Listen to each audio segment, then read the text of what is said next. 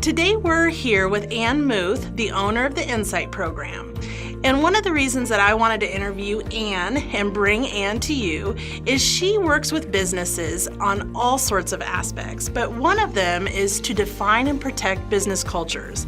The other thing that she does is works with establishing and growing the most valuable assets businesses have, their employees.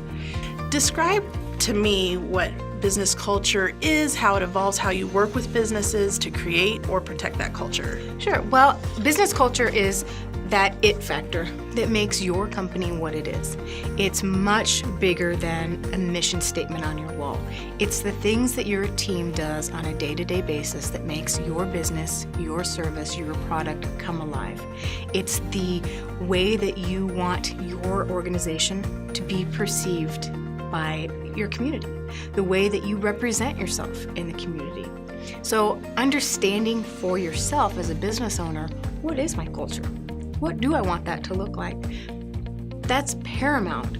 We have to get that out there on the table before we do anything else, because if you're not clear on that, your team's not going to be clear on that.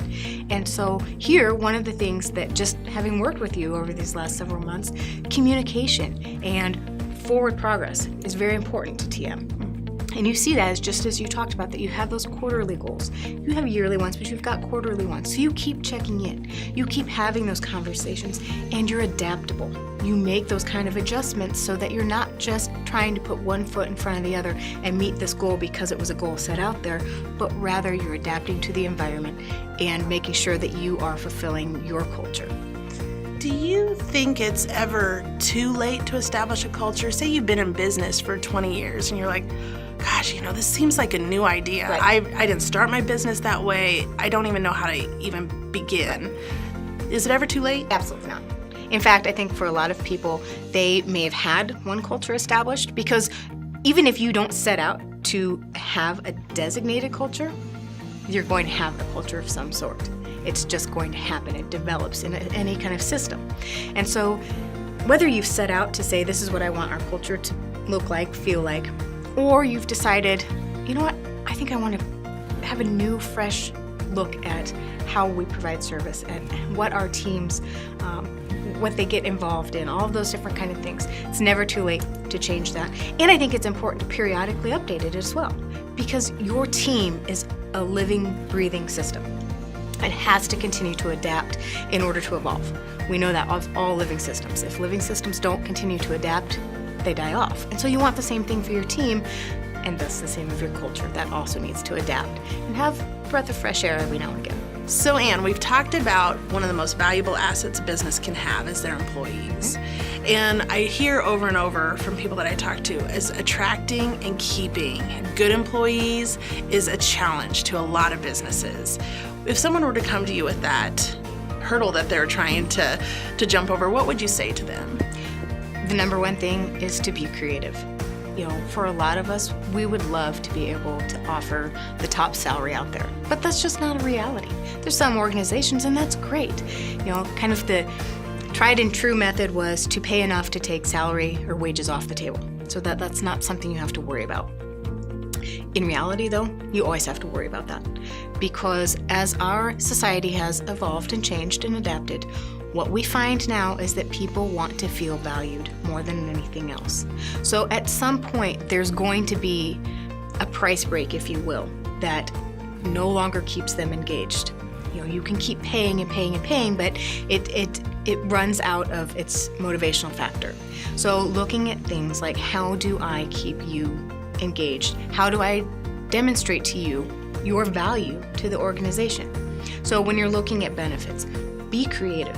It's not always about what you can pay, but maybe how flexible you can be. It's important that you are looking for ways to recognize people, not just reward them. That reward system has a finite period of time that it works, and it should be used sparingly. But recognition goes a long way. It's important to us to feel that we are an active member of the team, and to understand that what I do on a daily basis impacts you and how.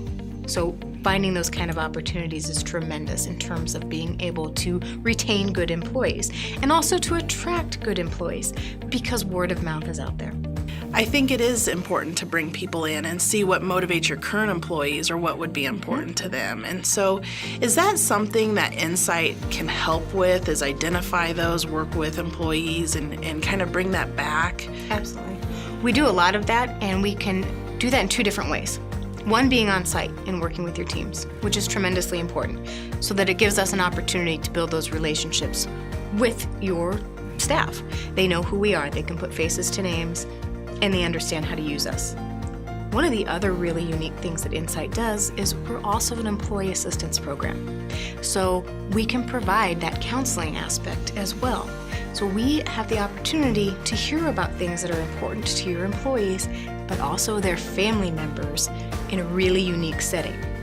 And we can take that information and put it into the context of generalized themes and patterns, of course, protecting confidentiality, and bring that back to you, the business owner, and say, hey, let's get together a few times a year so that I can let you know what your employees are talking about, what they are struggling with, and give you an opportunity to proactively address those situations. And thank you so much for bringing your wisdom and expertise to our network of clients and people that we know, because I know that these topics are talked about in our meetings, and I'm so glad that there's someone like you out there that can help businesses in this way. Well, thanks for having me. You know, it's such a blessing to be able to have opportunities like this to talk to you, talk to other business owners, and to make sure that people know there are resources for them.